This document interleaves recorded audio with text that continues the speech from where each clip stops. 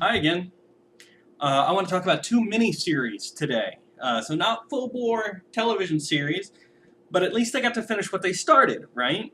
Because there's nothing more disappointing than getting hooked on a new show only to never find out how it ends. So I want to talk to you first about Tin Man. Tin Man is something special, I gotta tell you. I'm a big fan of The Wizard of Oz, just the world. Did you know there's 40 official Wizard of Oz books? Most people don't. Uh, it's always fun to see people play around in that, and that's what this does. It's basically, I think the New York Times review down here at the bottom describes it best. It's Oz for a new age. Uh, it, I'm trying to describe this without spoilers. It's basically a modern retelling of The Wizard of Oz, the movie that everybody's familiar with. Your your zipper's on that. Oh, I didn't mean to offend.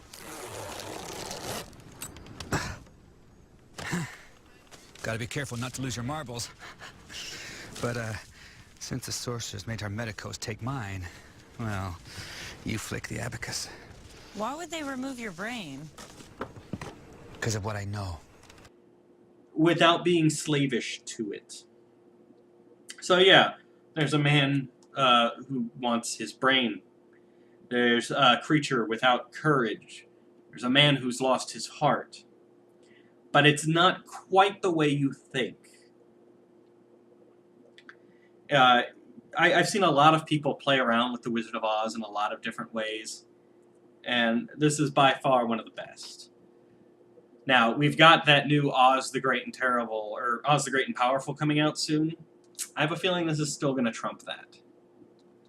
So you owe it to yourself to check out Tin Man. It's quite a long miniseries, but it's worth a look.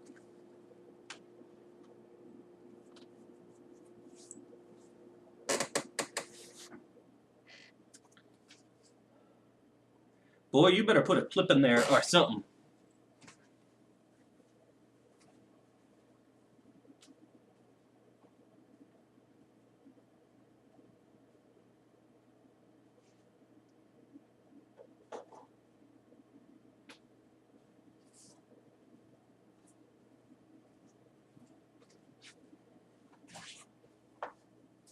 There better be a clip there.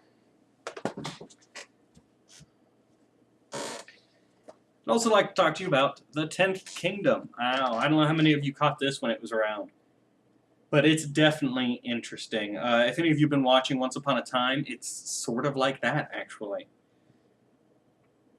The 10th Kingdom is basically Snow White, Cinderella, all of those stories. Those were real. Each one of those stories took place in a different kingdom. They're all connected. There's 9 of them. We're the 10th. An evil witch escapes and opens up a portal between the realms, and one of our characters falls through from modern-day New York. She teams up with basically the big bad wolf and goes on a lot of adventures. I'm trying my best not to spoil it. It is definitely worth checking out. It's frequently funny, but it tells a really good story, and despite its length, it doesn't really drag. So, The 10th Kingdom, definitely worth checking out. Lastly, I'd like to talk to you about Neverwhere. It's another one of those British ones that you've probably never heard of. Here's the main selling point. Written by Neil Gaiman. Now, in its defense, this thing had no budget when it came out. So, a lot of the special effects aren't good.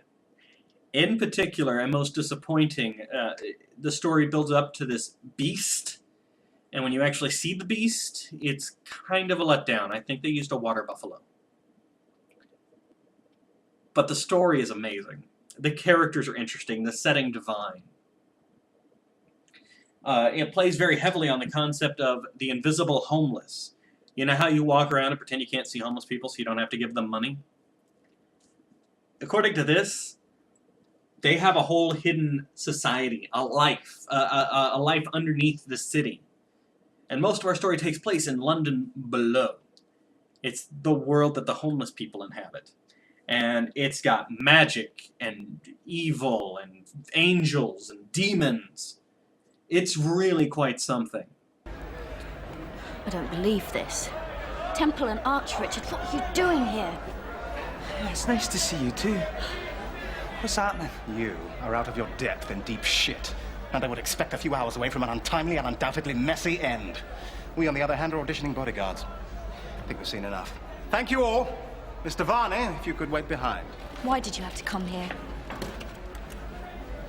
Well, I didn't really have much choice. It is worth a look.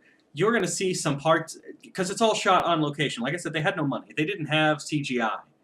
They used a water buffalo. So they found some of the most bizarre real locations possible. They shot in abandoned subway stations.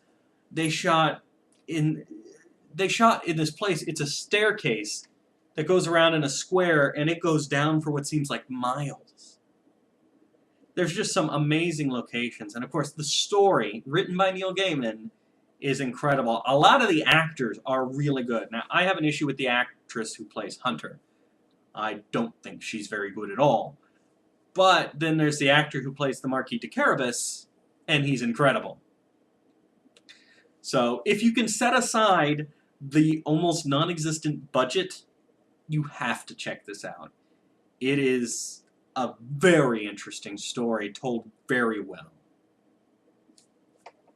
That's it. Those are your miniseries assignments. Go watch them. I'll be here.